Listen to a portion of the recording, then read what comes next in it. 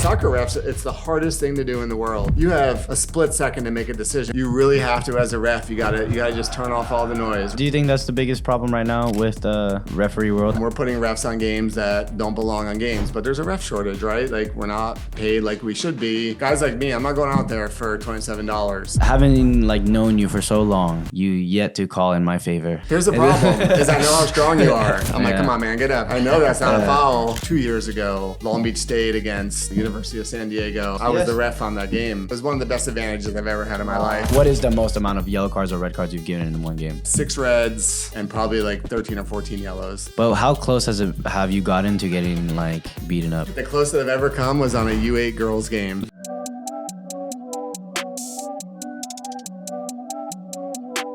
What's up, guys? Welcome back to the podcast. My name is Rafael Espinoza, and my co-host here with Miguel Espinoza. Yeah, and we have a special guest today.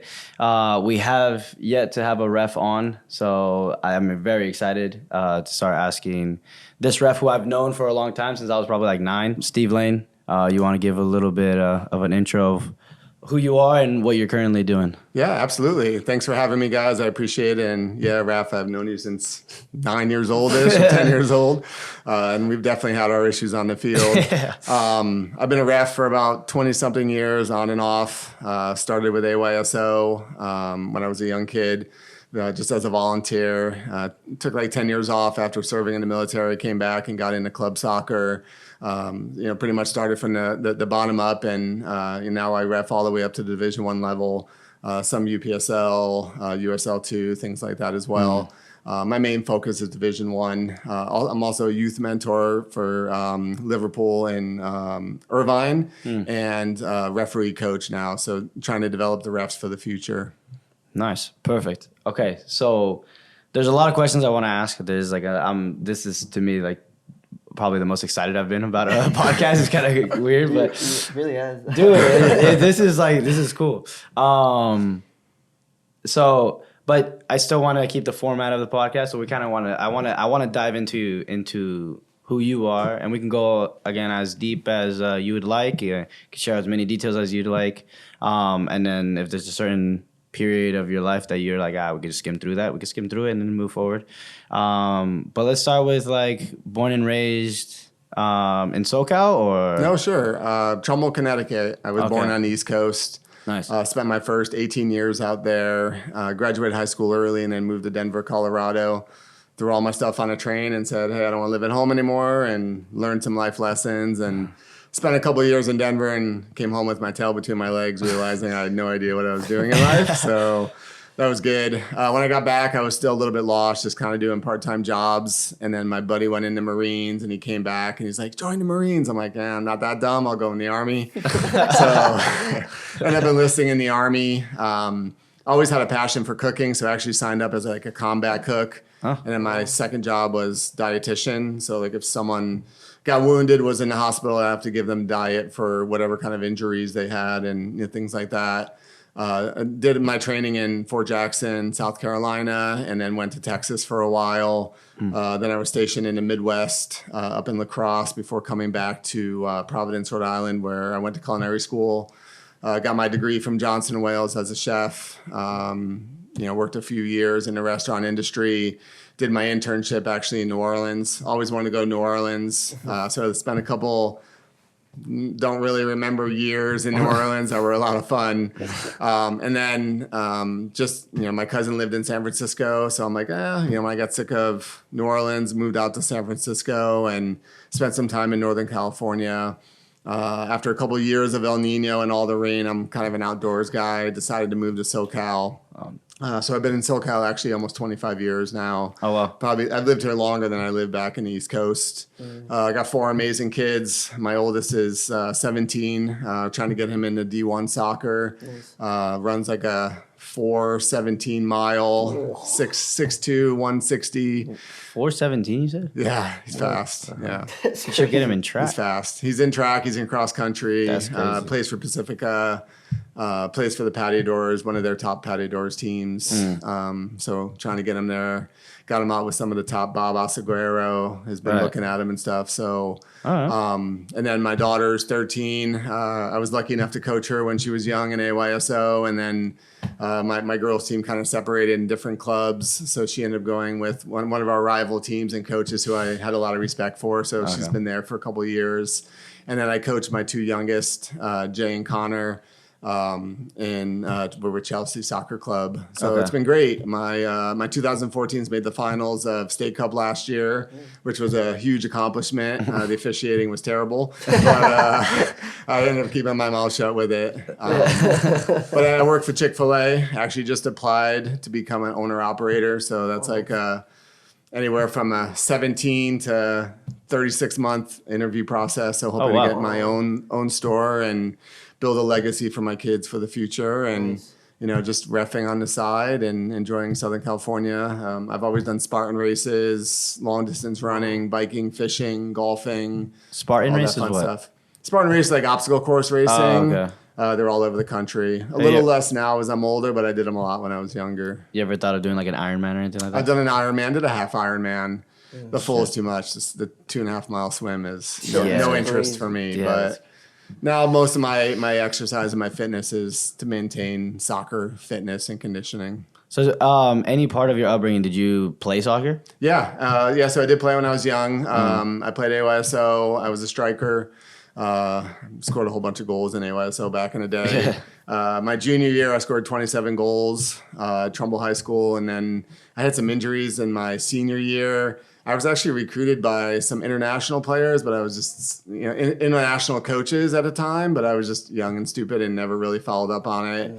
And Johnson Wales didn't have a sports program or anything like they do now. So kind of ended with that. I play occasional adult leagues, but we know what happens in adult leagues. It's just a bunch of guys that want to fight, So, I played some indoor recently and just got kicked a whole bunch of times. So I'm like, let me just chill. So, when I moved to California, I transitioned to goalie. I love playing goalie. Oh, nice. A little less running on the field, but still the abuse. But I just love to be around it. It's great to be around it with my kids. Great to get back to the referee community, and it's just a lot of fun. What made you get into reffing? Like, to me, that's the last thing I would want to do. Just because I've tried it once, and it feels like you can't win. You're like. I thought I made the amazing call, and one coach liked it, the other coach didn't like it, and then I make another call. The other coach that liked the previous one didn't like it, and then the other one liked it. Like, it was just like, all right. And the parents were constantly saying stuff. It's just like, I'm like, yeah, I can't do this. So what made you think like, okay, this is, especially I can see like you wanting to like try it, but then like 20 plus years you said doing it. Like what made you do it, and what's keeping you there? I think initially the love for the game in AYSO. I mean, they're always looking for volunteers. So, just trying to give back to that organization that's done a lot to me. So I really enjoyed that. When I came back from the break, honestly, the initial decision was financial. I mean, the amount of money you can make just on weekends and cash is great, So that was really it. And then I kind of I was lucky. I was with NOCRA, which is North Orange County Referee Association, and they had just some great mentors who I was able to work with and grow. And they're like, "Hey, push yourself, push yourself, push yourself." And then I'm the type of guy, like, I always like to be a part of the big games. I want to be the guy that's there making the calls when it matters. I've been on the last 13 CIF finals, and you have to earn those appointments. So. It's a love for me, and you really have to, as a ref, you gotta just turn off all the noise, right? And what coaches at the end of the day, they're going to complain about those calls is they just want consistency, right? So when you're on those games, whether it's right or wrong, you just kind of stick to what you're doing, and the coaches really appreciate that. And I've had a lot of coaches come up afterwards like, I didn't agree with that, but I could tell my players how you're going to call the game, and I think that's what matters the most. And it's such a great feeling. I love being a part of soccer. It's just fun, right? And I get to maintain fitness, and it's awesome. I assume you said you were in the military? Yes.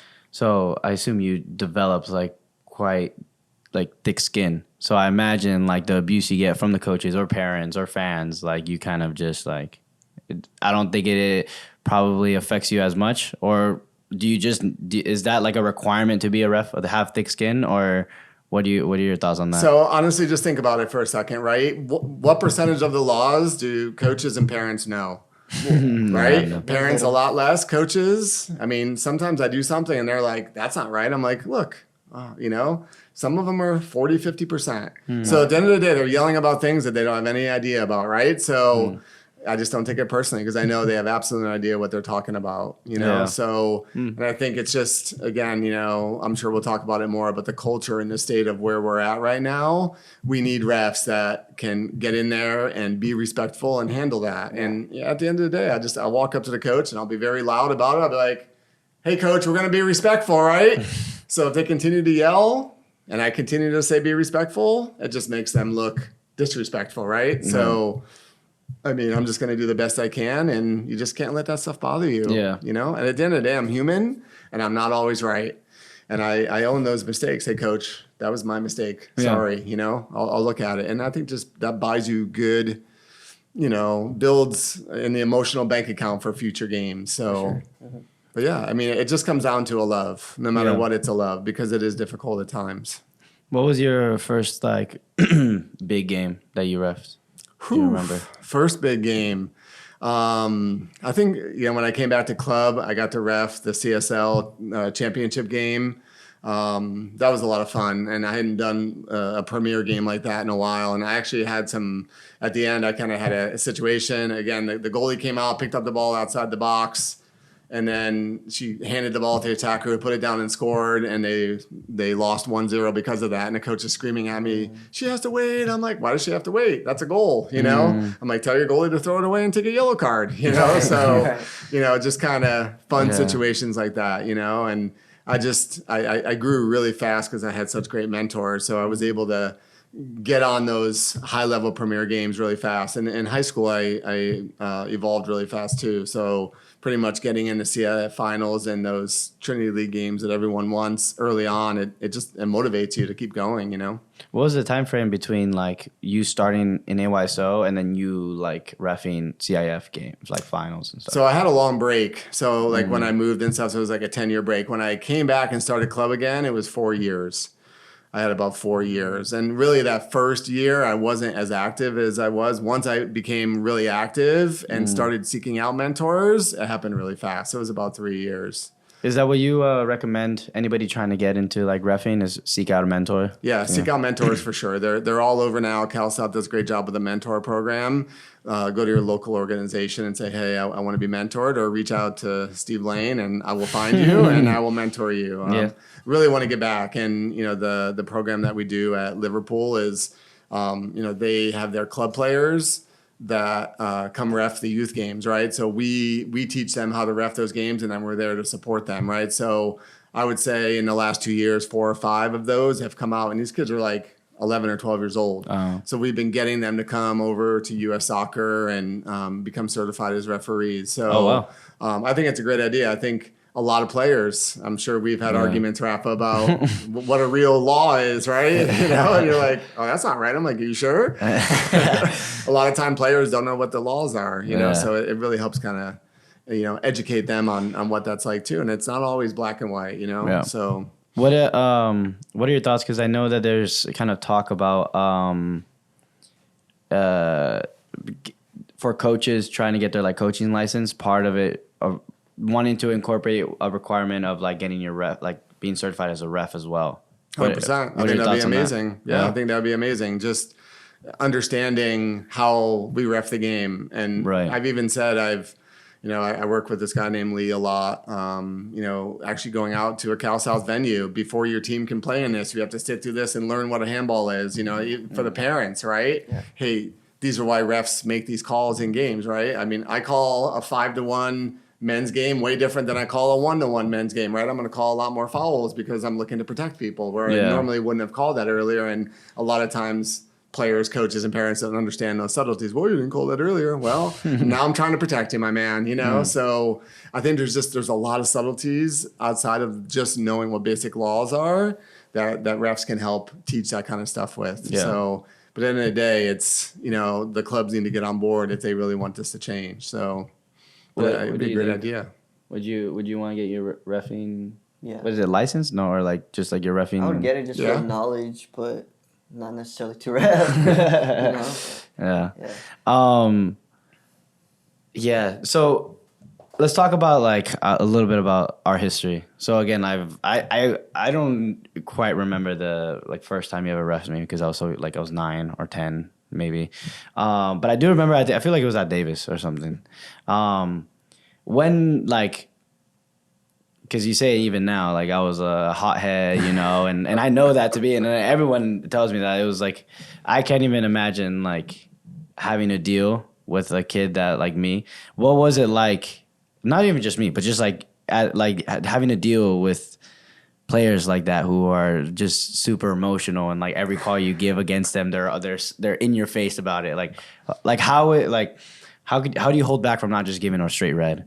I mean, I was bookended with you and Emilio, right? Yeah. So it's pretty much I had it on both sides. So even at that age, So again, there's certain levels of this for me, right? Like you have to recognize whether it's passion or just disrespect, right? And in your case, it was more passion than disrespect, right? Like you wanted it so bad that it was, like you verbalized it, know?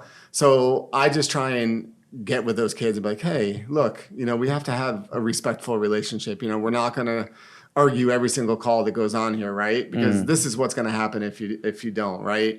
And I would say in the last 15 years of officiating, I think I've given one person under the age of 13 a yellow card. Like I never do it. I use my words instead, right? Because even if I need to, I'm going to walk him over to coach. I'm like, hey, coach, you take him out or me? What would you like? This is what he's doing, you know? Right. So I feel that, for youth especially, to give them that type of mentorship shows a lot more than just pulling out cards, And I'm sure we'll talk about it in the future as well. But right now it's all about yellow cards. When you hear the sideline, yellow, mono, it's just constant, right? So the refs have gotten away from managing games to just yellows, right? And yellows are not for fouls. They're for misconduct or things that are above fouls or multiple fouls, right? So just giving it to them for mouthing off without having a conversation with them, I think does that injustice, And I think it was a Costa Mesa game last year. I don't remember who they were playing, but this one kid, swore at me and did all this stuff. So I walked him out of the coach. I'm like, take him out of the game. Actually, I gave him a red card. And then I went up to the coach. I'm like, if he apologizes to me after the game, I'll rescind the red card.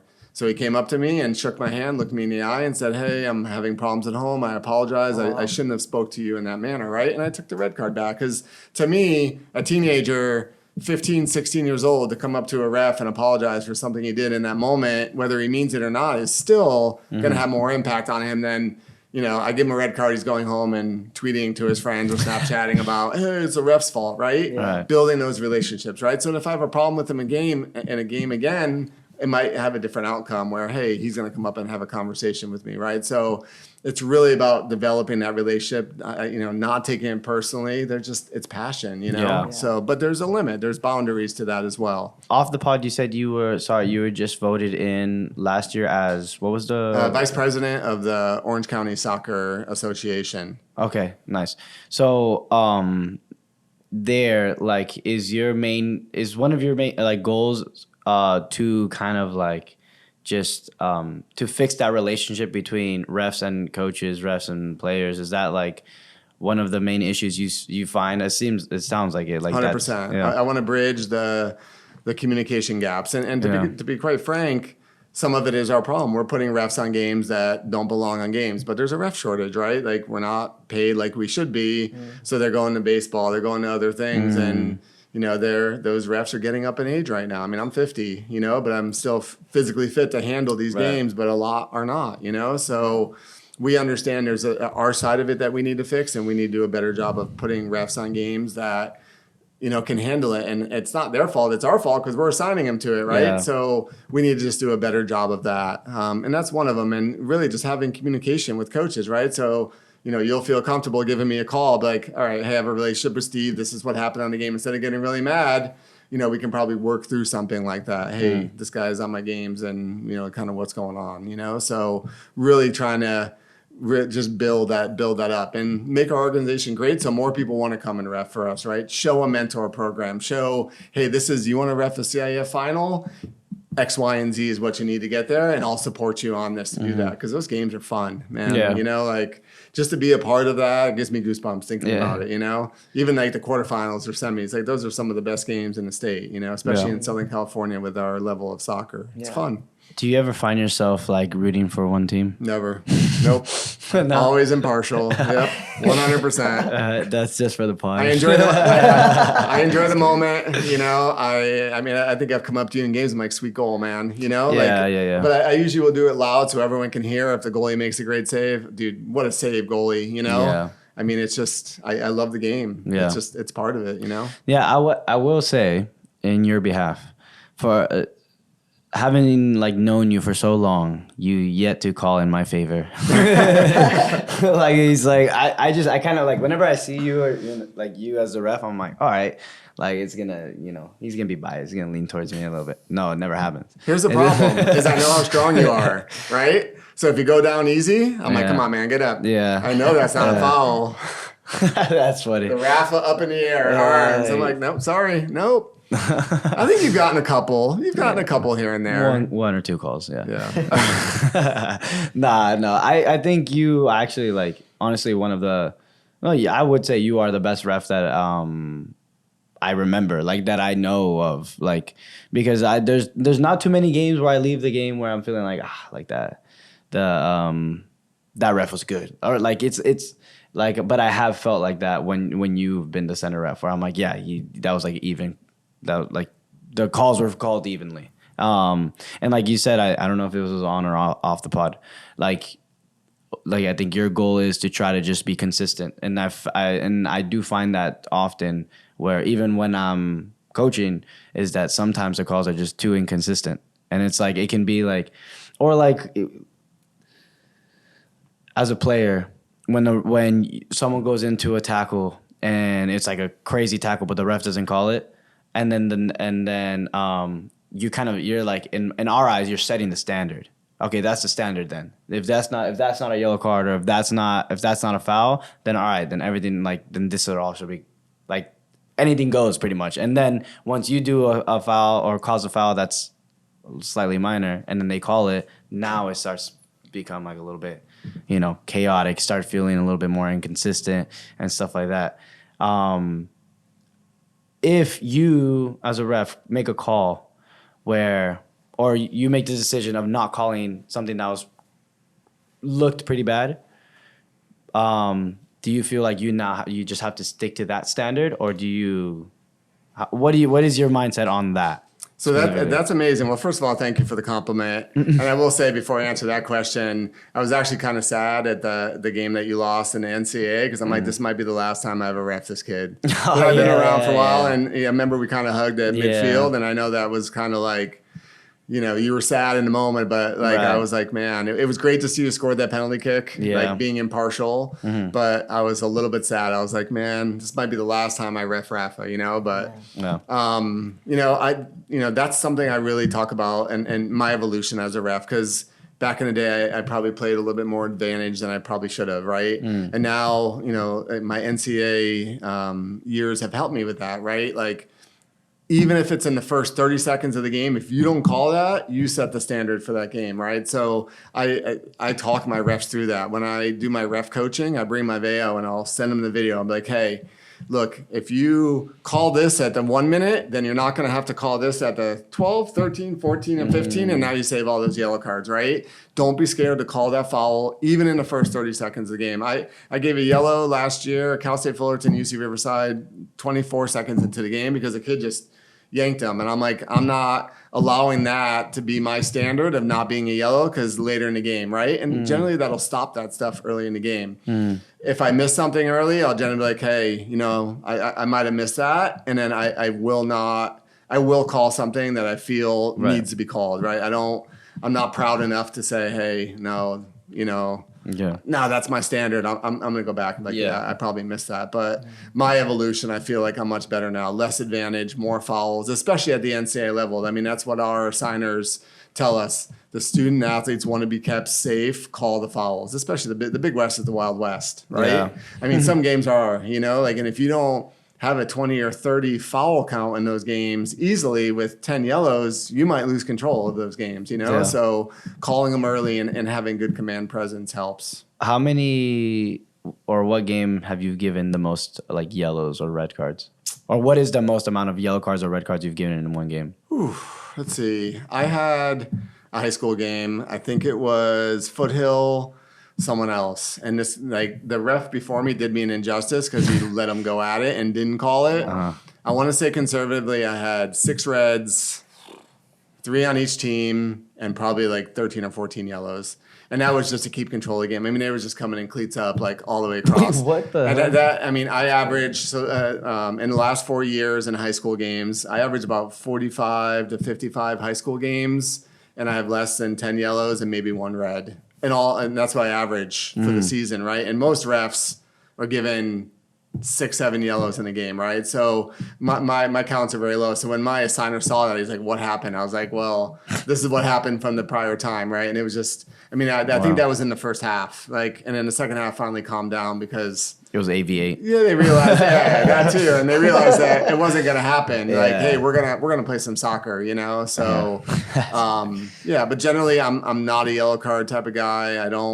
I try not to yellow card coaches if I don't have to, especially at the NCAA level. I go over, I have conversations with them. I would only say, in all of my years of high school, I threw out the Servite coach last year and maybe 2 or 3 yellows in all my 14 years into high school level. So I'm starting to do it a little bit more because just how the coaches are becoming disrespectful and not really adhering to when I'm saying be respectful. So we also have to set our boundaries with that as well. So, but again, I try and use the words all the way and not the yellows. Yeah. I feel like a lot of coaches use refs as like scapegoats if it doesn't go their way. And yeah, that's an easy target for In them. 20 years, my call has never decided a game. It's never decided a game, ever. I've never had a call that, hey, that's it. Something that a player has done during that game could have won that game for them. A ref never, almost never, maybe the U.S. guy did to the U.S. game, lost that game for them. But me personally, I've never looked back and said, man, I messed that up, right? And they find ways to blame. And I think that's a problem too. As a coach, if we lose a game, I'm like, hey, we lost. We should have played better. It had nothing to do with the ref. My kids will never say that. Ever, but you hear it a lot because I feel like parents look for excuses instead of, hey, go out there and work harder. You got to want it, So, Yeah. But do you believe in home advantage? Oh, home field advantage. Yeah. I mean, in what sense? Do you always hear? I got a good example. So we had our second round CIF in Palm Springs, and it did kind of feel biased towards the home team. And ended in PKs and we lost. I don't want to say that the ref was calling more for the team, but the way the coaches and everyone was reacting kind of made they're just, like I said, putting the blame on him. So I don't know, maybe for the people going to the games or the opposite team going to the game, maybe feel that way. But So that's an interesting thing. So my first year ever in CIF, my final. You can't ref your own area. So if it's an Orange County team, you can't do that. So I had to go to a different area. And I think maybe Puente Hills. I can't remember where I was. So each area calls games a lot different, right? So these were 2 Hispanic teams. Hispanic teams generally like to have a little bit more touch on the ball and less contact, right? So these were 2 Hispanic teams. And I would ref this completely different where I allow more contact. So they had to get used to me, and it took, I would say, at least a half for me to get used to them and them to get used to me. So it almost makes it a difficult situation because those units have to move around to different areas, and they just ref games differently, right? So I could see how it could look like it's biased.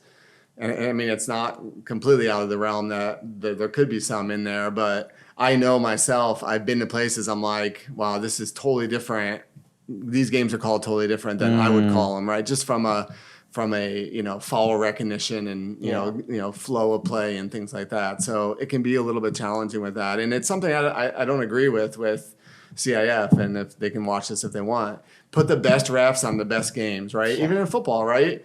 The Orange County refs ref Mater Dei all year. We ref Servites. We know how they play, and then they send us somewhere else. And I had a Division 14 final last year where there was like 14 kids on each side playing both ways, and I'm like taking a nap on the field, put the best refs on the best games, right? Orange County refs, we ref these guys all year. We know how to ref these guys. Leave us on those games. Yeah. So it can be challenging. And I could definitely see that from a coaching perspective, how it would be, what's going on? Yeah.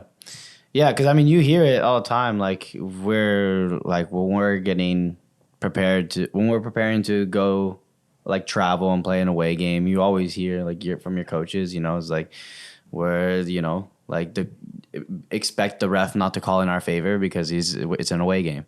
Like, that's kind of like has always. But then I'm like, even in our home games, we don't get. It's an interesting mentality. It is. As a coach, I probably wouldn't sell that. Why even put that into your players' minds, right? I try to just be like, just control what you can control. Yeah, right. Just play your game, right? Yeah. It's completely out of our control, So how when did the ref shortage start? Around COVID, the numbers dropped like immensely. Cal South, this is not an exact number, but I think we were around 7,000 refs, and after COVID, it was under 2,000. It was severe. So there was a few things that happened after COVID too, because all these clubs lost all this money. So now, club tryouts went away, and they started taking, Flight 3, Flight 4 is just AYSO teams. I know my club team scrimmaged a couple Flight 3 teams and beat them like 18-0. I'm like, this is an AYSO team, Yeah. So the amount of games, went up tenfold coming out of COVID, but we didn't have enough refs to do this. Yeah. So and we have never caught up. We're getting there now, slowly getting there, but now it's so difficult. And this is a great example, right? So I had this one parent got very upset because I was mentoring, and when I mentor, sometimes I have the headset, so I'll mic up with the youth ref on the field. On a U9 game, and the U9 parents are the worst across the board, right? Little Johnny's mom doesn't know anything, doesn't want little Johnny touched, doesn't understand, and yells at the youth refs. Why do they have to be on these games? I'm like, so you want me to put them on a U19 game? Where would you like me to start this youth ref, right? So I'm like, this is the perfect game if you just be quiet, So I have a zero tolerance for yelling at youth refs. There's no warnings. I just walk over and I'll shame you. You're gonna do the walk of shame out. You gotta go. You're not gonna yell at a child. My son started when he was 13. And I think it's really great because it teaches you skills and communication skills and dealing with conflict at a young age. So. But it's definitely challenging, and hopefully we'll get back to where we were. It's just gonna take some time, but again, even the money. Some of them now ECNL centers or, even adult league centers. I don't want to go on a UPSL game for $120 and get yelled at for 90 minutes. Would you? No. Those games are challenging. That's $200-$300 easily should be for those games, right? So, it's tough to get those refs that want to do that. And someone with my experience, I'm not going to go out there for $75. It's not worth it to me. Yeah. No, that makes sense. That makes a lot of sense. And with a 13-year-old reffing a game, it's also harder for I think that those are the perfect games because I'm sure there's still parents that like your example that who will still yell at them. But me, if I was a parent or even a coach, impossible for me to yell at a 13-year-old for making a mistake. Then it would be I'd feel a little bit more comfortable doing that to somebody who's 30 or 40, you know. But that is interesting. I didn't realize that there's refs that young though. Yeah. 13 is the minimum age for coming in now. And my daughter just turned 13, so I think she's going to try. She wants to make some extra money. So again, I'll do those games with her, So, but again, it teaches them life skills that are important. It is very difficult right now, and parents just don't understand. Hey, you're not going to get an experienced 22-year-old referee on this game because they're out doing something else. This is who you're going to get on this game, and this is who belongs on this game. Yeah, for sure. It pays well. A one man for those is $62. Yeah. For 50 minutes of work, that's a good deal. Yeah, that's No, not for bad. sure. That's why I do those games sometimes. I'll be like, yeah, give me 6 of those. $60, let's go. Yeah, that's And they actually. still yell at me. So When did you start reffing the NCAA? this is my 6th year coming up now. Oh, And I've been in junior college and like the lower divisions about 10 years. Oh yeah. And how do you make that transition from like high school, junior college So to the NCAA? Getting mentors. Yeah. You have to work your way up. For me, I had great mentors, and then going to events like the Academy, MLS Next, their cups and stuff like that. There's national referee coaches that are out there, and those national referee coaches are friends with the assigners that do it. Sandy Hunt is the assigner for the Big West and was the Pac-12, and now went to the Big Ten. So Thomas Bobadilla is one of the best guys you'll ever meet. He came up through AYSO. He was national everything, but just kind of took me under his wing. I'm like, hey, come. He recognized me at an event. He's like, "What do you want to do?" And I'm like, "Well, I'd love to get to the NCAA." And I paid him to come look at a couple assessments and gave my name to Sandy. And God willing, I've been doing a great job for Sandy, and she keeps giving me games. So, and now I'm trying to help her now. Like if there's a young ref on a game, like working those games with them, and it's just fun. Like being a part of that. I think it was 2 years ago. Long Beach State against University of San Diego. I don't know if you guys saw the video, the bicycle kick. Yes. I was the ref on that game. Oh, the one you don't know that one? It Lena, went viral. the forward. She The girl? but before that, the person who assisted, like held it up and then megged the girl, Oh, and yeah, then she yeah, I saw crossed that. it in, and then it was a bike. Like it was actually a sick goal. With 1 minute left in the game. Oh really? Yeah, 1 minute. Wow, Yeah. everything was just perfect for that goal. I Wow, that's was crazy. literally standing right behind her on the 18. You can see me on ESPN Top 10. I was like, ESPN Top 10 moment. But That's she sick. threw herself over. So and it was Started celebrating with her. Yeah, it was crazy. And it was funny because the USD coach had run all the way down the sideline to complain. He wanted a foul on the girl that gave the assist on Long Beach. I'm like, your girl was holding her. Yeah. I'm like, I played an advantage on it, and then the kick came. So it was one of the best advantages I've ever had in my life. Like when it materializes like that for you Yeah. as a ref, like that's such an amazing thing. So That's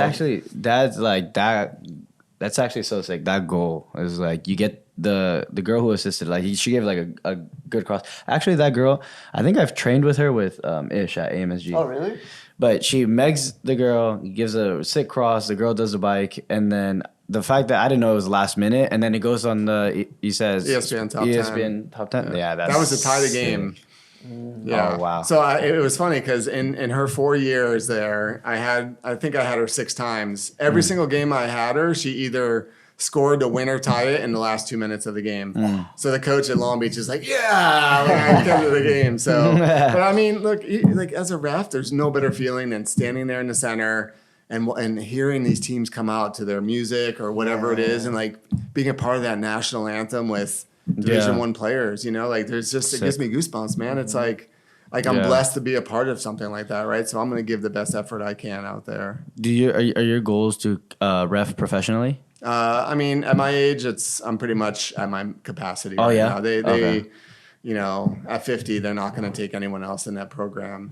So okay. I just want to enjoy my time at the NCAA and just give back to the youth. Is Oh, I see. the best I have to offer at this point. Not even in like the lower leagues here, like Yeah, maybe NISA, USL. I help League out One? with some of those stuff okay, yeah. when I can. Again, with 4 kids and Yeah. the Yeah. reffing I do, a full-time job and coaching. It's This challenging stuff, to find those times, and I don't want to miss games of my kids. Like Yeah. they're never going to be 10 again. Right. I mean, look how old you are now, Yeah, that's right? I crazy. mean, it happens fast. Yeah. So Yeah, that's so crazy. What's the best NCAA game you've ever refed? Would it be that one? I enjoyed your game, man. Oh, the LMU one. The LMU one was a That good one one. was- I mean, I wouldn't say that was a good It one. was a good one. I mean, we lost. Yeah, I mean, Celebration. not a good outcome, but the game was competitive. It was a Yeah. tourney game, so that was- was fun. Yeah. I mean, a few of the Big West games I was on, Santa Barbara Riverside game last year. Riverside went up 2-0. Santa Barbara came back and tied it, and then won on a late corner kick in the first round of the playoffs. So and that was exciting. And I mean, you've played at UCSB. That place is nuts. Yeah. And I was AR2, which is right near the tortillas and the music and all that stuff. So it's just a crazy environment to play in. That by far is the coolest stadium in the Big West. Oh, by 100%. far. Yeah. You've seen it? Or like I don't. I've probably seen it. Yeah. I've never been. No, It's a literal stadium. And I think it was originally meant because they were going to have like a football team, right? And then I guess they just didn't end up having it because that's what it was built for. And then they ended up just making it a soccer. Yeah, it's like a 10,000 capacity stadium on 3 sides of it. So it gets loud, like you feel like you're in there. And if you get them against Cal Poly, whoever the rival Cal is, Poly. they're slow. Yeah. If you get that game, there's 10,000 plus in there. Yeah, they pack it up. They have live bands the whole time, like playing mariachi music, and they're throwing tortillas, and it's a crazy. They have cheerleaders and everything. It's crazy. Have you ref that game before? I have not had that game. Oh, that would be awesome. Cool. Wow. Yeah. No, I've only ever heard of it. I mean, I've never got to see it, but yeah, that I hear their rivalry goes crazy. It's just fun. I mean, I like junior college. Honestly, I feel like junior college is where you need to go to cut your teeth. I mean, those games are, last year I had Fullerton College, Golden West. Easily 40 plus fouls, 14 yellows, and all the players came up and said, "Hey, thanks for keeping me safe." I mean, that's what they want in those games, and you need to learn how to manage those games before you can get to the NCAA because junior college is. I mean, you never know what you're going to get in those games. If they're not 2 top tier teams, it could just be it's simmering on the edge of a brawl at all times, and it's. I mean, I like being a part of that, but if you don't know what you're doing, you can lose control of those games real fast. Okay, let's get your thoughts on some stuff. So what are your, I assume this is happening because of the ref shortage, but what are your thoughts on refs? Like I'm seeing it in like San Diego area where they're getting refs it seems like from Mexico to come over and ref some games, like guys who are just not like certified refs. They just have them because there's no one to ref games. I know we had, what was it, Stake Up there? Yeah. When we had Stake Up, and it was very obvious that these guys didn't really know what they were doing. What are your thoughts on that? Yeah, I mean, I have some strong thoughts on it both ways, right? I mean, let's take it from the coach perspective first, right? Safe sport. We all have to go through safe sport, right? Are these guys going through safe sport, right? They're around our kids. Like that's obviously my number one concern. Number 2 is just safety, right? It's a different type of game. They're not calling fouls. They're just. I mean, this is lower. You coach a higher level than I do, so it's a little bit more physical. But I mean, there was times. I mean, my kids had cleat marks on them. I'm like, well, what's this? Yeah. So, and then there's a language barrier. I don't speak Spanish, right? So if I need to communicate at all with these refs, I can't. And they're supposed to check them in before games. I'm like, you can check them in. They're like, no. I'm like, it's a quarterfinal. I want you to go check those cards. We're in a hurry. So I mean. It's a struggle for me, and I think it's not fair, and there is an assigner out there that is kind of going rogue. I also do assigning, and there's really agreement amongst assigners, right, that we all charge the same thing for tournaments or whatever for consistency purposes, but we got one guy who's just undercutting, right? So not only is he not paying these guys that are coming up very well, they're also working from 7 in the morning until 6 o'clock at night, right? So at the end of the day, how can I really be mad at a guy that's been there for 13 hours that's making $26 on this game? Like, do you think he cares? Right? So it really starts with the assigner. But, I mean, we got to stop doing it. And, I mean, there was a huge thing this year, Surf Cup, right? Have you ever played in Surf Cup? One of the preeminent tournaments of Southern California. I love reffing that, right? Gets me ready for that. It was bought by a new company, and then he undercut and brought in all Hispanic refs and kind of the same thing. And one of my buddies who coached in Surf Cup, it was just terrible, right? It's terrible. And, again, like, can you really blame these guys because, they're trying to make money. They're going to come do if they're allowed to do it. It's really on that assigner, right? He's making a very dangerous situation. And really, until someone files a lawsuit or something bad happens, which something bad's going to happen, it's never going to change, right? Because it's all about money. Like these tournaments want to save money. You know, someone, you know, we need to go to SoCal and say, look, SoCal, you're using refs that are not sanctioned on these games. This is not right. Like, we're not going to play in this tournament until you fix this and you start paying what it should be, you know? Well, what's crazy is that one of our games, I can't remember specifically what happened, no, I do remember actually. So, similar situation as to what we're talking about, and we were supposed to have 3 refs, center ref and the sideline refs, but we only ended up having 2, and it was a center ref and then only one sideline ref on one side. God, I remember. Do you remember this? Yes, bro. There was no one on the other one. I was like, what? And he just, and so I asked them, I'm like, why don't you guys just do 2 center refs like I've seen before, you know? Yeah. And they're like, no, we're not allowed to do that. I'm like, but you're allowed to have like one side empty. I don't understand that. But whatever, the game just didn't, it just didn't work, you know? And there's calls that were like, they would call offsides when they were just completely guessing, you know? And then they were clearly not offsides. And then when it would go the other way, you know, it just didn't work having it that way. And so Sika, she was our team manager. She ended up was like kind of writing it up, like making a report about it. And the response that she got, I don't know who she went to or everything, but the response that she got was leave the refs alone. And like general, like that's just like the general, like because of like we figured because of the ref shortage, they're kind of trying to take care of the refs a little bit more and that kind of stuff. But she was just making a report of like, we lost this game. This is our first league game that we lost. And it was an unfair in terms of how it was officiated, is what we felt. And we just thought we should report it. And then the response was, no, leave the refs alone. What are your thoughts on that? First of all, I'm surprised because you're never allowed to do a 2-man in U.S. soccer. Yeah. Never allowed to do a 2-man. Okay. So that's only allowed in high school. So I was really shocked that they wouldn't just do that, right? So, I mean, sometimes in that situation as a center, if I'm short a ref, I would look for a club linesman and just say call in and out only, and I'll handle offsides. Or I would just run it short if I didn't feel like there was someone capable there to do it, and I would just be better at offsides. And I ref a lot of, U23 solo, so you have to be pretty conscious of offsides, but that's a higher level referee, and what we're getting is not a higher level referees. Right.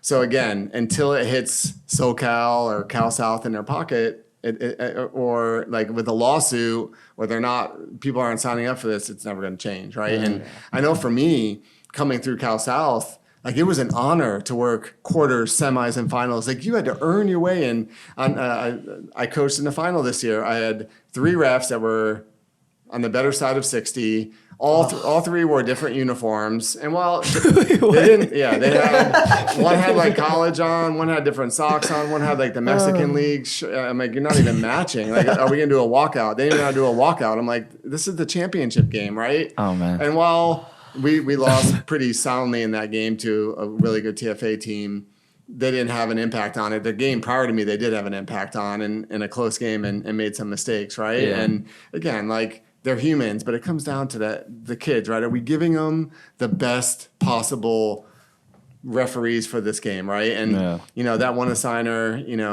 none of us like him, he just doesn't care, he's like, I'm going to put whoever on these games. I'm just going to fill up these spots, and it is what it is, right? I'm just going to get numbers out because you need me to cover these games. So they're really just allowed to do that? Like, it's just like, even if they're not going through Save Sport or any of that, they're just...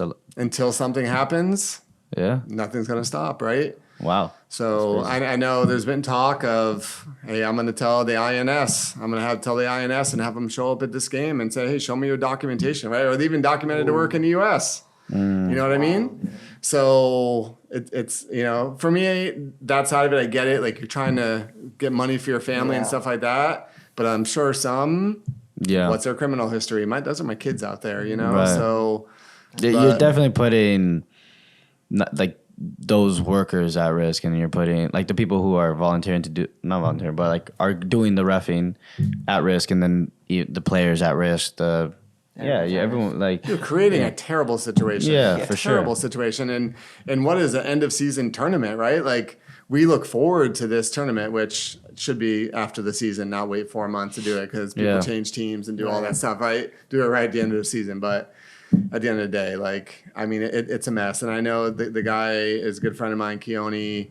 was he a signer for Surf Cup? And then they just took him off because this guy undercut, and he's mad. He's high level, and he's definitely going to do something about this. Like, he's trying to go through the channels and do that kind of stuff, right? So, I mean, as a ref coach, I might show up at one of these events and say, hey, let me see your ID. Oh, you have an ID. Why are you working these games?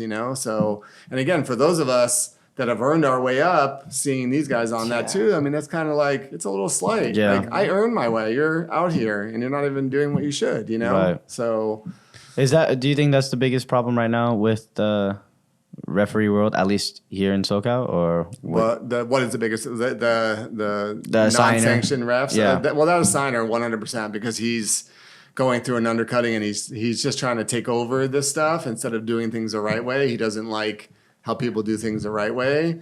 So that is it's a huge problem. And then because he's undercutting, right? So guys like me, I'm not going out there for $27. I'm not going to do the game, right? And it's not fair to them either. But he's going to keep doing this until it gets fixed. Yeah. So okay, there's no good answer. So Yeah. one of us has to sue, or we all got to come together and say, hey, we're boycotting this until you solve the problem. Look, we sent you these emails. You're not listening. This is what's going on, And now you're looking at a bigger lawsuit. Someone gets hurt or killed, or one of the refs gets hurt or killed because of this. I mean, I saw many times of fans being pulled away or coach being pulled away because the reffing was not good, know? I think it's just awareness of it. I don't think anyone knows that's happening. Like, this is all They new to know. us. They know. They're just looking the other way. or at least like I guess the common people like for us, we kind of like suspect it, or like you because you see the difference in levels between a ref like yourself and then a ref like that who's not qualified. You can clearly see the difference in level, so you kind of suspect, like, is this like, did this guy even go to the proper course to even be here? But no one, I don't feel like many coaches or like you said, like the common people know that this is as big of an issue as it is. At least I didn't until somebody, I forget who, had mentioned that to me, that was going on in San Diego, and I was like, oh, that makes so much sense. I think this year it became more prevalent. There was actually stuff going around social media. There was this one guy who was walking around with a microphone. He was the assigner, but he had to jump on a game, and he, in the middle of the game, was talking on his microphone about a field all the way over there, and it went viral. There's a bunch of pictures went up, and they're like, well, there's no badge, because they don't have badges. You notice that? I mean, that's generally a good sign there. Like, hey, not even a badge. Where's your badge? Like, I've asked them that. English, so Don't worry about it. Yeah, but I think it's becoming more well known, especially with what happened with Surf Cup. But again, like, unless we all come together on it and say something or do something about it, it's not going to stop. So, and I know for me as a coach, I mean, pretty much from August through February, we go nonstop, right? For our kids to play in these tournaments. And then this is what we get. Like, it's not fair to us or the kids. So what are your thoughts then, as you, as a ref and as a coach for refs, and as a coach for a youth team, what are your thoughts on someone reffing one of your games poorly? So this is a real fine line for me because, like, initially, I'm always the mentor. Like, I'm always trying to be the person to help. But I've recently found out they don't really want it, regardless of our relationship, right? Like, they feel like, oh, hey, you're just mad because your team lost. I'm like, no, I won. I'm still showing you the, kind of what happened here, right? It's not about that. It's about development all around, So, I mean, it's very challenging, and maybe early on in my coach career, I probably chirped a little more than I should have. I've only gotten one yellow in 5 years, and that was way back in a Hispanic league that we were playing up in Downey, and I deserved it. But, I don't really say much anymore. My parents are quiet because at the end of the day, all it does is breed on the kids. Like, they're going to start talking. They're going to start making excuses, and you really don't want to be that type of role model. And I know in 20 years, I've never had Rafa come up and say, well, that's a PK. Oh, you're right, Rafa. Let me call that as a PK, right? There's no point to argue. No, there's no point arguing. I may go up to you and say, hey, coach, I missed that. That was a PK, but I'm not going to go back and call it, right? Yeah. I mean, it might give you an initial satisfaction. Yeah, all right, I won that argument, but nothing's going to change with it, So Yeah, I mean, it's a fine line, and where we play our season games in the fall is our organization all refs it. So I know all the guys that ref our games, and some ask for video and some don't. And usually before the game, I'm like, hey, I'm recording it. If anything happens and you want the video, let me know. If they reach out, I'll give it to them. Otherwise, I don't do anything. But what are your thoughts on what was who did USA get eliminated by? It was Uruguay. Uruguay. So that game, that ref. What are your thoughts on that ref? Okay, but then also the second part to that question, what are your thoughts on that one play where it was the kind of yellow card I'm blanking. How did it go? or the realistic advantage. Like he like what did he do? If it's a card, it's. Oh yeah, he gives a yellow card and then he plays. Try to play advantage. Or no, he just played a quick one. He played a quick one, but he gave the yellow card. And I imagine once you give, I mean, I don't know I don't know the laws, but like if you give the yellow card, you should. Wait, what'd you say? I don't know. I don't know. But you give the yellow card, the game like You have to wait for the whistle, right? Right. So then he just played it on. The card was still in his hand while he's playing. He starts running. Like, what are your thoughts on that? So I didn't watch the entire game. Obviously I saw those clips. Yeah. So at the end of the day, is it his fault that he's on that game? Right. Exactly. It's not his fault, right? He was put in a situation. He's had issues in the past. Clearly, those issues have come up, right? Mm-hmm. He didn't belong on that game. It was way past his capacity or his level, right? So, again, like that's one of those things where, as a coach, like that is something I would have a problem with because a yellow is you stop the play, right? I would have loved to see them score to see how they handled that, right? Because what would have happened from that? And again, the advantage is it's a judgment call, right? He should have gave it that advantage to Pulisic. He didn't. So at the end of the day, you call back and you do the foul, right? I think, it's not as egregious as some of the other stuff. I know there was fouls that, Uruguay did that he gave yellows to the U.S. on, right? So I think it's just a really good lesson of even the top guys don't belong on certain games until you earn your way into there. And I know there was, one of my first years in high school, I ended up on a Servite game and I felt like that guy probably did. I was like, what am I doing? This is a mess, like I made a mess out of it, again, I wasn't ready to be in that situation. So, but it's also look at the we kind of talked about it off podcast, the complaining that's going on in this Copa America, right? Yeah. Like the federation needs to come down and say, no, you can't do this to referees. Every single call should not be a mass confrontation. Yeah. Okay, move on. I made the call. That's it. Like every single call is a mass confrontation around the referee complaining about it, you know? So again, I think we talked about it off podcast. Just the atmosphere just needs to be fixed. And the culture of how players are and how coaches are, I mean, it's tough. Like it makes us defensive. Yeah, because I just remember before, like it was, and I mean, I haven't heard of it much now, but previously refs would, checking, like I'm talking about like club soccer and stuff, but refs would check us in and stuff, and then they would go, who's the captain? You find out who the captain is. Like, okay, anything in terms of like complaints or whatever, like only the captain can come to me. And then nobody else. And it's always been like that. I feel like that's kind of like what needs to be. I mean, I don't know how that would actually work because everyone's like grown adults with high emotions in these kind of games. But like, I just remember it always being in that, in like the club level. It was always like. I know the Euros are doing something similar to that. Yeah. Like it's the captain speaking. If it's someone else, it's automatic yellow. Oh, is it? Is that? Yeah, I don't know about that. I mean, I know for me at the coin toss, you guys are the captains.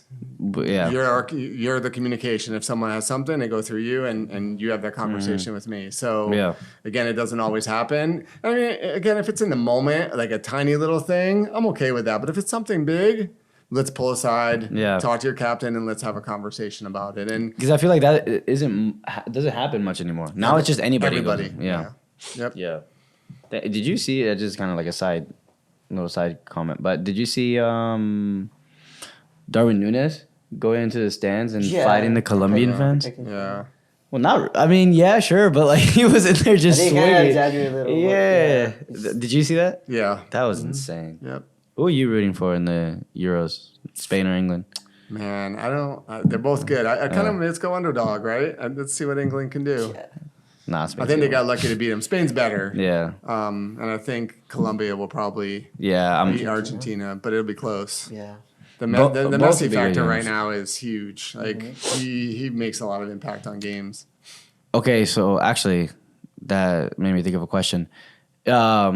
Do you think someone like Messi or Cristiano, someone with such like, you know, a lot of like aura around them, do you think they have any influence towards like refs, whether that's like good or bad, like in terms of like how they call stuff? Do you think they hold that kind of power? Or? That's interesting, right? Because I have a Colombian teammate who I was like, oh, like you feeling confident about the final? He's like, I don't know, everything's called in Messi's favor, so we'll see. What are your thoughts? It's an interesting perception, right? I mean, you can take this back to Kobe Bryant, LeBron James, Yeah. Tom Brady, you know, through all the big stuff, right? They, you know, anytime you have winners that get stuff, people always want to try and find ways to break them down, right? At the end of the day, who really knows if those refs are doing that or not, right? I mean, Messi's just playing at a different level. So, I mean, the fouls on him are generally, you know, quite obvious and pretty hard, right? So, you know, but he also gets advantages through because the guy can get through a lot of things. So, I mean, it's really it's tough to say. But I think just human nature. Maybe, hey, I want to see Messi. I want to see Mbappe do well. You know, Yeah. I mean, I don't know for sure, but as refs, and I know myself, I just right across. You know, Yeah. and I mean, when I look at it, and you've been a victim of this, right? I know how strong you are. Now, that's not a foul. Work through it, man. Let's go. I mean, I've said that to you. I'm like, no, you're stronger than that. I know you've heard me say that to you. All right, come on, get up. Let's go. Let's go. What are your thoughts on VAR? Oh, that's a good question. So, I mean, again, we're humans. We make mistakes. Let's go after the big stuff, right? I know the NCAA this year added a couple things, you know, specifically like in and out of the penalty box. Offhand, I can't remember. I just took the test and my brain's fried. But I've had a couple instances, actually. I had a game a couple years ago. I was in Colorado, Pac-12 opener for Colorado against Arizona State. It was 95 degrees at Boulders Field, which is 6,000 feet. I was gasping for air, so Arizona was gasping for air. But Colorado came back, tied it, and 10 seconds left in the game. There's a breakaway, and then I'm yelling to my AR. I'm like, go, go, go. And the girl shoots it from 40 yards out. Goalie jumps up. I see the net move. I'm still like 35 yards out. My AR is 30 yards off the line. My AR calls a goal, raises the flag, calls a goal, and I run over to her. I'm like, what do you got? She goes, ball across the line. I'm like, you're 25 yards out. How do you know the ball crossed the line? But she raised the flag. I mean, I can't unraise the flag, right? So Colorado had VAR capabilities, but prior to the game, they didn't establish that, right? I'm like, hey, you know, let me see it, because as refs, we have to establish it. You know, at the end of the day, I had to go over to the coach and be like, hey, it's a goal. You know, he's like, well, look at it. I'm like, I can't look at the screen, man. I can't look at the big screen, you know? So they ended up losing a game 3-2. Yeah. When I went back and looked at it, No goal? it was inconclusive to me, right? I couldn't tell whether it was the shadow of the ball looked like it crossed the line, but I couldn't tell. And the way that it was like kind of one of those flat goals, so it could have been her glove hitting it. So it was tough. Had I had VAR established, it would have made it clearer, and I think it would have given the coach some peace of mind, like, hey, it's inconclusive, right? Or I may have called that one back and said, hey, we don't know for sure that ball crossed the line. Here's a 2-2 tie. And again, we had a great talk with this ref who did a great job for most of the game. I'm like, why do you raise the flag? We have mics.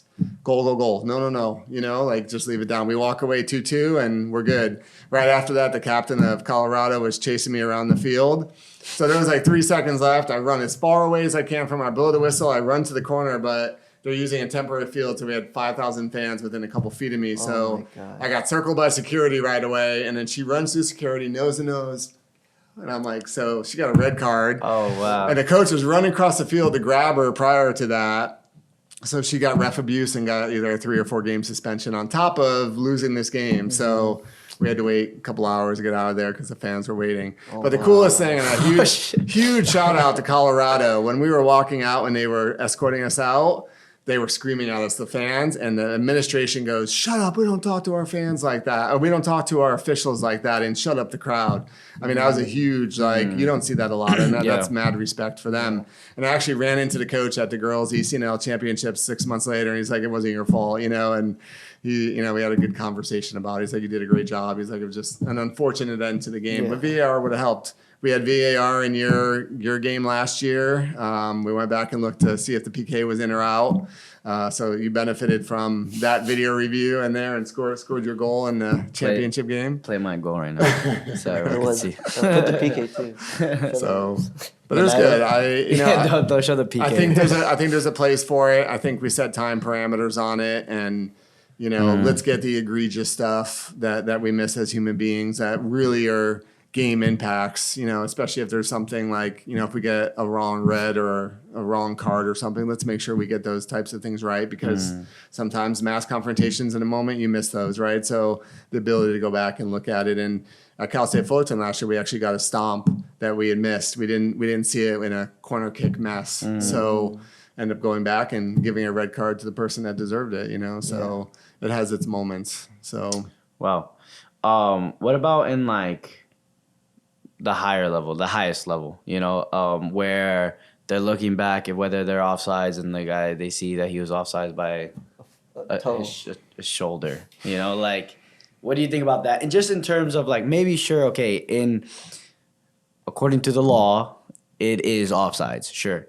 So, but just in terms of what it's doing to the game, how it's making before it was that was kind of the beauty of it a little bit, where it was you don't know whether or not that was actually offsides, but that's kind of part of the argument, part of the fun of it, But now it's you're barely offsides, and now they're calling no goal because you're just barely offsides. What are your thoughts on that? So let me ask you a question, right? Let's say you're the defending team, and they score, and now you lost 2-1. Do you want them to go back and call that an offsides? Of course. Okay, so offsides is offsides. But if I'm the attacker, I wouldn't want it. Offsides is offsides. But you look at it from both perspectives, right? Yeah. I mean, using the technology we have available to us, because, it's tough. I was blessed a few years ago to ref the World Championships for firemen and police, which was held in Los Angeles, and I had Brazil's top team, and they would run guys that would snake through the line and then run a guy through, and it was so difficult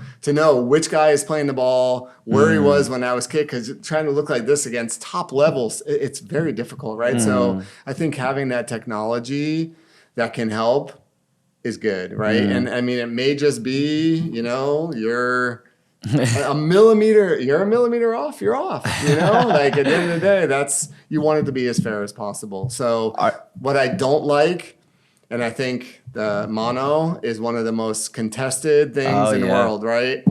I don't like the handballs they're calling that are, I during the pandemic and in my NCAA career, I probably watched 300 hours of handballs, and I have no idea what they want to call for a handball. I have no idea, right? Yeah. So at the end of the day, I don't call any, and I tell the coaches, I'm consistent. I don't call any, right? Wow. So for me, it's really I want a foul to be something that's punitive and it was done, right? Right. If you're in a defending position and a ball hits your hand and you're not even looking, how is that a penalty kick? How is that something that you did on purpose to create an advantage for yourself, right? Did you gain an advantage because you were just falling and that thing hit your arm? And that's what they call. So we get those issues because of the stuff that the highest levels call. That's not a handball, So, I like how they changed the rule a couple years ago where if you head it and it goes right into your hand in natural position, that's not a handball. But on the field, what does the game expect? What does the game need, right? Again, it comes down to consistency, right? Whether you're calling it or not. And for me, I call handballs for women and men differently because men and women run differently. Women run and attend more in a outside, and men are more compact, right? So it's a different consideration for both. It's really? It's a challenge, right? Just watch it sometimes. Yeah, they do run, or that when they jump, their arms are out farther than men. It's just physiology with it. But isn't it a handball if you're taking a shot and you jump and your arm goes out here and it hits your arm and it's going into the frame of the goal? Did you make yourself bigger? Yeah. You made yourself bigger. That's a handball. But like you just said, the girls when they jump, they go they do this. But did you gain an advantage by making yourself bigger? I guess so, yeah. So, and again, like there's different considerations for attackers and defenders, right? So if a defender heads the ball and his arm's out here and it hits it, he's trying to clear it. So he's obviously not trying to create a penalty kick in the box. So they don't want us to call that. But as an attacker, you're like, dude, he just swatted it with his hand. Yeah. Like they actually have videos of a guy jumping with his arm like this, but he's a defender, heads it into his arm up here, and they're like, don't call this. But if you're a coach on the field, you're like, Yeah. dude, he's huge, right? So again, it comes down to consistency, right? And I actually had a GA game where I didn't call any handballs, and there was a bunch that hit hands, and both coaches came up and said, that was great. He's like, I don't agree with all of them, but you didn't call it either way, so I can tell my players what you're going to call. And that's what the top level coach is like. So it's tough. The handball, there's no fix to it ever, but to me, did you gain an advantage from it? Is always going to be my argument. If someone comes up, did that person gain an advantage from what they did? Did they make themselves bigger to block the goal or whatever? No. Okay, then it's not a handball. Is it true that they're changing the offside, where your full body has to be off to be I haven't called heard offside? about that yet. I haven't heard. No idea. Okay, I made that up probably. What do you think about the blue card? I don't know much about it. I haven't got into it. One of my favorite things though about high school soccer is yellow card takes someone off the field. Oh, you like that? I love it because it calms things down. Yeah. I think they should do that at international level. I would love to see a yellow card take them off. What about the? I know MLS is implementing it where like you get hurt and you get out of the field and then you have to stay out for like 5 minutes. I think that happened to Messi, and then he was mad. They're trying to stop time wasting because these guys fall and. Yeah, I had a guy at Cal State Fullerton last year. He screamed before he got hit. I'm like, you screamed before you got hit. Oh, he hurt me. I'm like, no, he didn't, dude. You screamed before you got hit. Let's go. So there's that time wasting. NCAA just changed the timing rules. Did you know about that? So the last 15 minutes of the game, if you're tied or winning, the clock stops. So it's discouraging time, but it's going to extend the game a lot. So anytime, if it's 0-0, but either team subs, the clock stops. Oh, really? Yeah, so they're trying to stop time wasting from going on. Oh. That's a new one this year. And men's Division I changed their sub rules, so there's only 6 moments you can sub. You can sub your entire team at any of those moments. You just can't re-enter except for the goalie. But there's no limit on subs, just the moments. Oh, wow. What are your thoughts on just how they stopped the clock and stuff, but in the NCAA where they count down? Yeah, they count down. And yeah, they do like the whole horn thing to stop the clock. What are your thoughts on that? I like it. I think it's visible. I think especially like sometimes in high school when you don't have a board, parents don't know what this means. Or coaches don't know what this means. Yeah. Oh, I'm like, no, the clock stopped, man. Relax. Oh, it is? Yeah, it's running. I'm like, no, it's official here, right? So in high school, they don't generally stop it, but in NCAA, they do. I think it just, everyone gets to see the clock so they understand, oh, look, time is stopped, Right. So I get, and it does make sense. Like, it makes sense because sometimes like, I'm watching like these Euros, Copa America games, and I'm like, oh, how much time are they going to add? And they're like, they only added 5 minutes. And you're just like, what? They were wasting time, or like they were on the ground, whatever, sorting something out for way more than that or whatever. And then, or sometimes they add like 8-10 minutes, and I'm just like, where did they get that from? And so with actually counting down and stopping the clock, you kind of like the added time is already just there, and like it's super. I think that's more accurate than, I don't know how they're actually calculating. That's high school. They're like, you can add time. I'm like, no, I'm not adding any time. I stop the clock every time I need to. Yeah. I'm not adding a second. What do you mean you're not adding a second? I'm like, I stop the clock every single time. Yeah. Exactly. I mean, that's true. What were you actually? Do you have any crazy stories when there's still golden goal in college? Do you like, how they changed the rule? There's no like, it could be a regular league game, and then it would, if they're tied after 90 minutes, they would go to golden goal for what? Yeah, it was just golden goal. What? Do you have any stories? Cal State of that? Fullerton had one where they won pretty quickly, like in there, and that was kind of, the other team was like sound asleep, and they went and scored right away. They went back to golden goal in the playoffs now. So it's not really? It's not. That was a rule change this year too. So it's 2 15-minute periods, but golden goal, first team scores wins. But only in playoffs. Only in playoffs. Yeah, Yeah. okay. I'm glad they got rid of overtime. Dude. Yeah. Yeah, It's it made pointless. it made no sense, because especially if you ended up after all that time, still tied. Like after 120 minutes, you're still tied. It was just like, dude, you played that 30 more minutes, and now you have a game in 2 days. Is Yeah, anything good going to happen in the Big West after 90 minutes of a scoreless tie in that last 30 minutes? Is anything good going to happen in that game? You're more likely to get injured. Yes. Yeah, like fight, red carded, yellow. Yeah. It's just not worth it. Like that was one of the smartest rules they took away. But now the games will be extended longer now with 15 minutes of stopping because most games are 0-0, 1-1 or close, you know? Yeah. So it's going to be interesting. yeah, wow. I always wanted to though. When like me going into college was like, oh, I wanna score on the golden goal. That would be cool. That would be pretty cool. But then they took it off. Any late goal in those games. I mean, there's so Yeah. much passion in the D1 level. Any Yeah. of those games that are close. I mean, again, that bicycle kick, nothing will ever top that. I Yeah, mean, that was awesome. To tie the game at 1 minute left after, I mean, they were dominated for Yeah. most of that game. And I mean, USD, that's a huge game for them. Like, you know, coming up and taking on a Cal State Long Beach, like that was like their Super Bowl, you know? But it was, I mean, that was really like one of the coolest moments I've ever been. And my kids were at the game too, so that made it exciting for me too. They were able to see it and be a part of Yeah, that. that's cool. You just don't see those very often in person. Right. So Do you watch like so as a player? Like I watch a game, like let's keep it like the Copa America or Euros. I watch a game and I look at a player in my position and I try to like analyze them, learn from them, that kind of thing. Do you look at refs? I look at the ref. Yeah. I tend to You're just get stuck analyzing looking the at ref? Yeah. Yeah. Do you What have is any refs that you like in the professional realm? I actually, one of the, his name's Cam Blanchard. I used to coach his kids. Met him a couple years ago, and he's an MLS pro. Oh, nice. We had a little falling out when his kids left the club, but we're still close. He's like a phenomenal guy, and I think he's one of like the mentors for the new guys coming up in MLS. But he was great. Like those years when I was coaching his kids, he would go in and watch my games for me.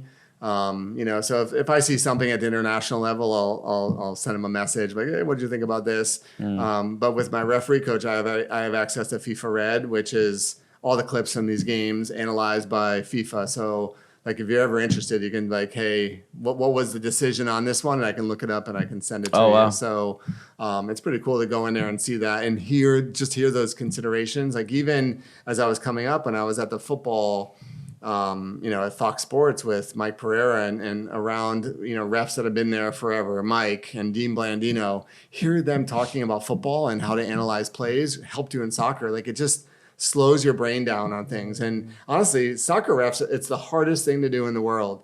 You have a split second to make a decision, where in football, there's 7 or 9 refs with different angles. You have you and one other ref, and then especially in the Big West, you're playing kickball, right? So if something happened here, if I don't get 65 yards the other way, Hey, not UCI, not UCI. not all, on. right? But No, some are come kickball.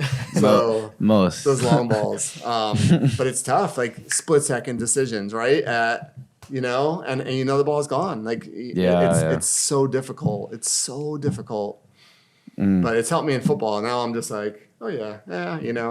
I think it's funny because I'm one of the few back judges that plays advantage. They're like, I'm like, advantage on a pass interference. I'm like, well, you got a touchdown. Why am I going to throw the flag? It's funny.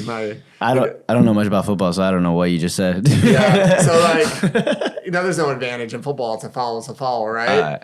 But I won't even throw the flag. I'll wait and see, because if he catches the ball and scores a touchdown, he's like, well, I want the flag. I'm like, well, so you want me to go back and take your touchdown away? Yeah. Do you? I don't even know. I don't know the ref's name. But do you know? Did you see the Colombia versus what did they just play? Uruguay game? Did you watch it? I didn't see it. No. I thought that ref was like. I don't know. Did you watch the game? No. No. Okay. Well, I don't know if like that was a ref that you would like that you would like, because he was just like super like stay true to himself. It felt like he just. Who was it? Was it Richard? What's his last name? From what team? From Colombia. I don't know. That new guy. The forward up top, the young kid. Yeah. No. Yeah. He's 23 He's the guy actually. that dances. Yeah. So he was like on the ground like complaining about like his knee injury, and then he just like went he just played, and he was on the ground for a long time, and everyone was expecting him to like stop it and check on him and stuff, but he was figuring he was wasting time. He just kept playing, and then finally the ball went out, checked on him, told him to get up, and then just started playing the game again, told him to get off, and all this stuff. But he's just like so true to just like let's play, and then both sides would tell him shit, and he was like, yeah, like keep playing. Yeah, so I don't know. I just stopped. Yeah, I'm maybe not something like familiar, but that Yeah. sounds great. I mean, the couple of Euros that I've watched, I think those refs have done a great job too. They just it's command, presence, and control of a tough environment. And there's definitely in the Euros less complaining than there is in the Copa. So I mean, college is tough. I mean, you have to discern right away. The women are much easier to ref in the Big West. Men are much more difficult, right? Because you got to decide whether he's playing or if he's hurt or if he was really fouled. Because most of the time they're playing. Right. There was a great example I had. I think it was UCSD against, I forgot who they were playing. But anyways, the UCSD goalie came out and punched the ball, but he punched it into the back of the defender's head. And somehow the attacker got into this. So the attacker's on the ground holding his head. Ball goes in net. He jumps up. He's like, I'm like, oh, you got fined real fast. It's just, I'm like, oh, my head. I'm like, oh, yeah, look, you look fine to me, So that's always really tough to figure out. Do you give yellow cards? I know you said you don't like to, but like, do you give yellow cards to guys who flop? I do. Yeah. If I feel like I need to set an example on something, especially, like a lot of us talk to each other on these games. So we'll, reach out, hey, you're on UCSD next week, number 7, blah, blah, blah, this and this. Okay. Like, we'll talk. So we'll have an awareness. Like, in our pregame, we'll talk about that kind of stuff. Like, hey, we've had this. Like, I'll go through and look at box scores, and I'll say, all right, the last 4 games, number 17 has had yellows. It might be someone we want to take a look at, what's going on, things like that. So we have to, that's really kind of on the referee to make sure that stuff is communicated so your team knows about it. That's so funny because it's like I just didn't expect it, like because you do video analysis, you do like scout reports of the team. So that's exactly what you do to prepare for a game as a player. Oh, that's hilarious. That's awesome. Yeah, that's I think a lot of times the players don't understand some of the work that we do, and there's a lot of work that goes into that. And I mean, even like at halftime, there's communication. All right, hey, what did you guys see? What's going on? And it helps. Mics help a lot, right? So. Yeah, it gives us more visibility on the field, especially with a 4th official out there. But there's a lot, especially as you go up, as the season goes on and you have more data to go, it really helps you ref games better. And, the top refs are doing that kind of stuff. What's your favorite thing about reffing? Man, I just love the game. I love the game. I love the passion. I love watching the goalie make a ridiculous save, a defender make a great clearance, a forward making a shot that is just ridiculous. It's just fun. The environment's fun for me. I've always enjoyed it. Yeah. Soccer's a great game. It's the original game, right? The original football. Yeah. What do you hope to accomplish in the next year or two with your position right now in reffing?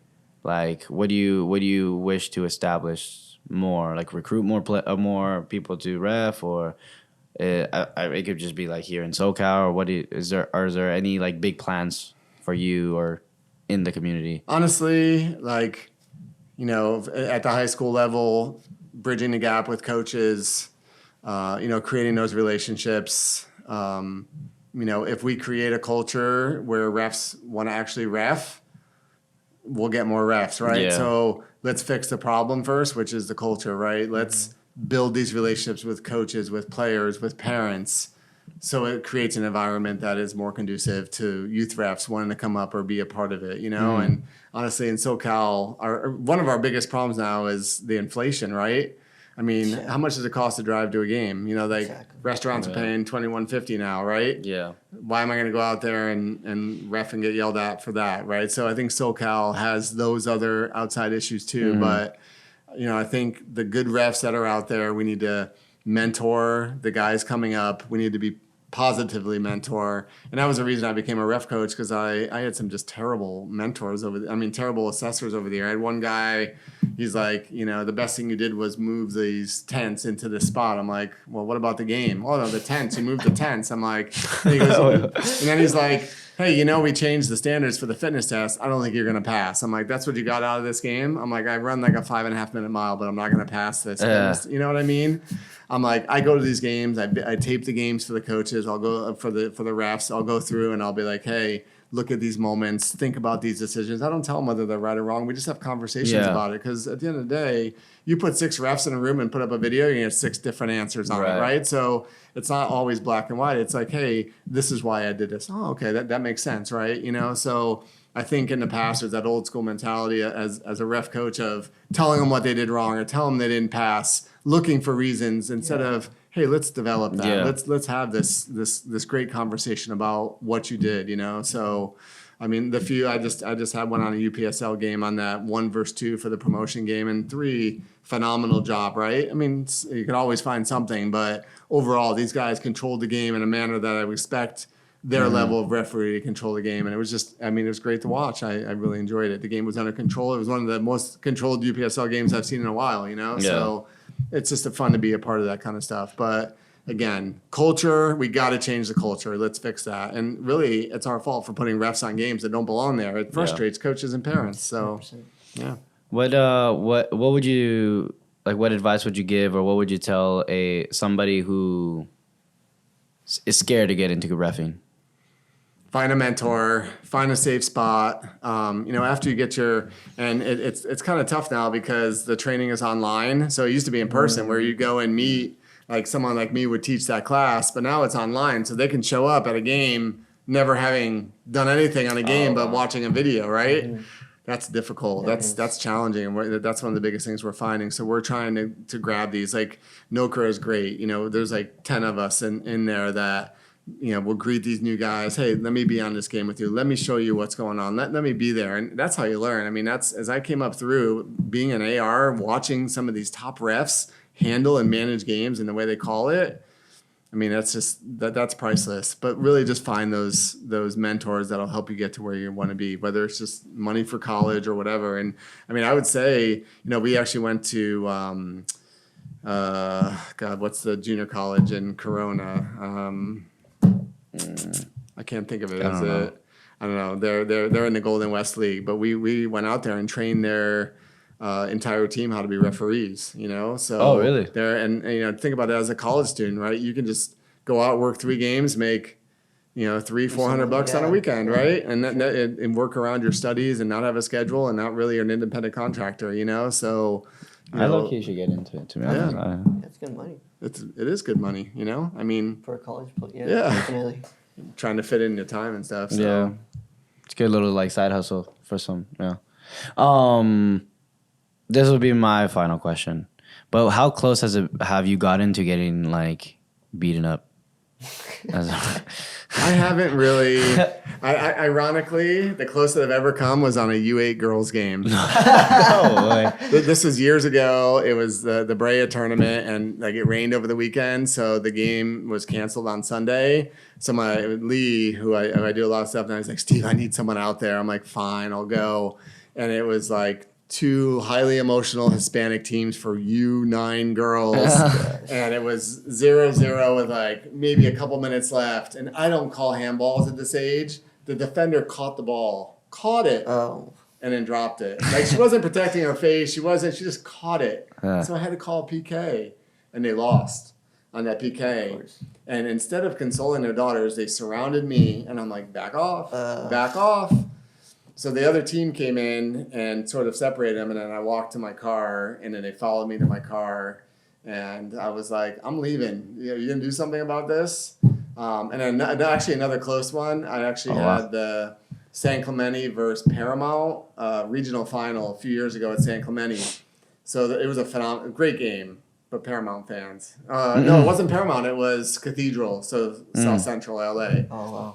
So they had played each other CIF final. It was a close game, and then this game was close. Went to PKs. Best PKs ever. I think it was 4-2, but the goalie, San Clemente put in their backup goalie who saved like 3 shots. I'm like, this is crazy. Wow.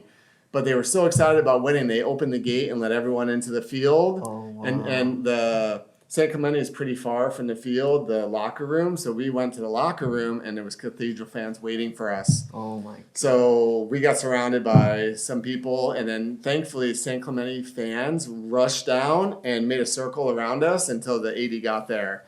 So I think that was probably the closest to. What goes on in your mind during like both those? I'm gonna fuck you up. Dude, I was in the Army. Like, in that situation, I'm gonna attack too. You know, so. Honestly, I hope someone punches me that has a Tesla or a nice house, because I'm gonna own that Tesla and a nice house. So, Oh, so funny. But you know, at the end of the day, I you've known me for a long time. I'm out there to create relationships. I'm out there not to cause tension between each other. Let's work together.